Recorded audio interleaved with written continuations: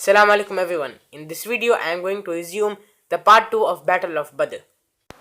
The intelligent corps of the Medinese army reported to the Prophet ﷺ that a bloody encounter with the Meccans was inescapable and that a daring step in this context had to be taken, or else the forces of evil would violate the inviolable and would consequently manage to undermine the noble cause of the Islam and tread upon its faithful adherents.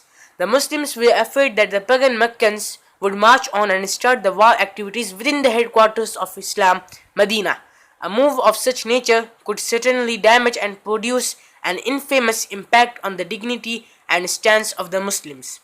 On account of the new developments, the Prophet ﷺ held an advisory emergency meeting to review the ongoing situation and exchange viewpoints with the army leaders.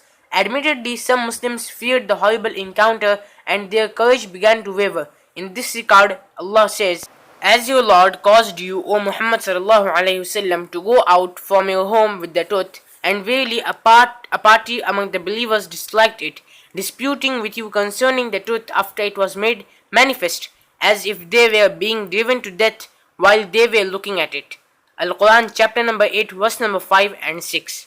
The Prophet ﷺ apprised his men of the gravity of the situation and asked for their advice. Abu Bakr was the first who spoke on the occasion and assured the Prophet ﷺ of the unreserved obedience to his command. Umar was the next to stand up and supported the views expressed by his noble friend. Then Al-Miqdad bin Al-Amr got up and said, "O Messenger of Allah, proceed where Allah directs you to, for we are with you. We will not say as the children of Israel said to Musa alayhi salatu wasalam, 'Go you and your Lord and fight, and we will stay here.' Rather we shall say, 'Go you and your Lord and fight, and we will fight along with you.'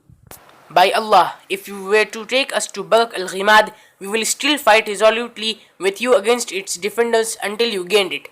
The Prophet ﷺ thanked him and blessed him.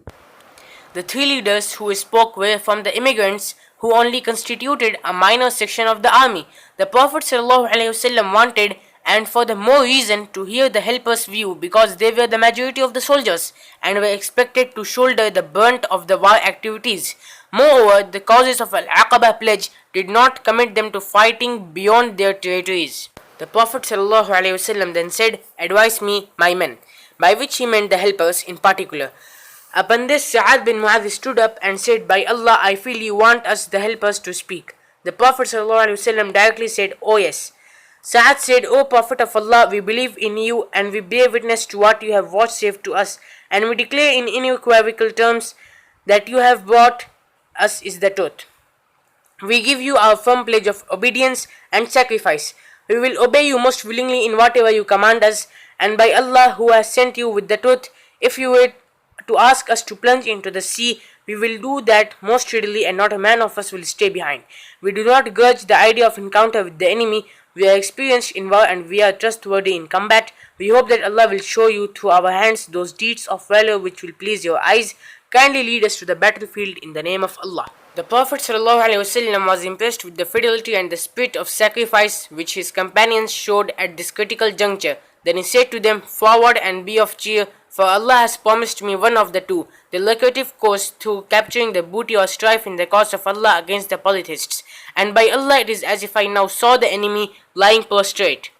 In the immediate vicinity of Badr, the Prophet ﷺ and his cave mate Abu Bakr conducted a scouting operation during which they managed to locate the camp of Quraysh. They came across an old Bedouin nearby whom they manipulated and managed to extract from him the exact location of the army for the polytheists.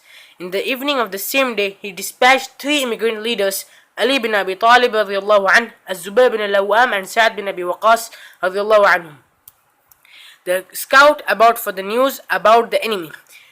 They saw two men drawing water for the Meccan army. On interrogation, they admitted that they were water carriers working for Quraysh. But that answer did not please some Muslims, and they beat the two boys severely in order to exact from them an answer, even if it is not true, alluding to the caravan laden with wealth. The two boys thus lied, and so they were released. The Prophet ﷺ was angry with those men and censured them, saying, "On telling the truth you beat them, and on telling a lie you released them." He then addressed the two boys, and after a little conversation with them, he learned a lot about the enemy, number of soldiers, their exact location, and names of some of their notables. He then turned to the Muslims and said, "Hearken, Quraysh has sent you their most precious lives." The same night, it rained on both sides. For the polytheists, it obstructed further progress, whereas it was a blessing for the Muslims. It cleaned them and removed from them the stain of shaitan. Allah sent rain to strengthen their hearts and to plant their feet firmly therewith. They marched a little forward and encamped at the farther bank of the valley. Muhammad stopped at the nearest spring of Badr. Al-Hubab bin Munzir asked him, "Has Allah inspired you to choose this very spot, or is it stratagem of war and the product of consultation?" The Prophet replied, "It is stratagem of war and consultation." Al-Hubab said, "This place is no good. Let us go and encamp on the nearest water well and make a basin or reservoir full of water, then destroy all the other wells so that they will be deprived of the water." The Prophet ﷺ approved of his plan and agreed to carry it out, which they actually did at midnight. Saad bin Mu'adh suggested that a trellis be built for the Prophet ﷺ to function as headquarters for the Muslim army and a place providing reasonable protection for the leader. Saad began to justify his proposal and said that if they had been victorious, then everything would be satisfactory. In case of defeat, the Prophet ﷺ would not be harmed and he could go back to Medina, where there were more people who loved him and who would have come for help if they had known that he was in that difficult situation, so that he could resume his job, hold counsel with them, and they would strive in the cause of Allah with him again and again. A squad of guards was also chosen from among the helpers under the leadership of the same man, Saad bin Mu'adh, in order to defend the Prophet ﷺ in his headquarters. The Prophet ﷺ spent the whole night preceding the day of the battle in prayer and supplication. The Muslim army, wearied with their long march, enjoyed sound and refreshing sleep, a mark of the divine favor and of the state of their undisturbed minds. It is mentioned in Quran chapter number 8 verse number 11, "Remember when he covered you with a slumber as a security from him, and he caused rain to descend on you from the sky to clean you thereby and to remove from you the ridges of shaitan and to strengthen your hearts and make your feet firm thereby." That was Friday night, Ramadan 17th, the year of 2 Hijri. So we will continue in the next part. Thanks for watching.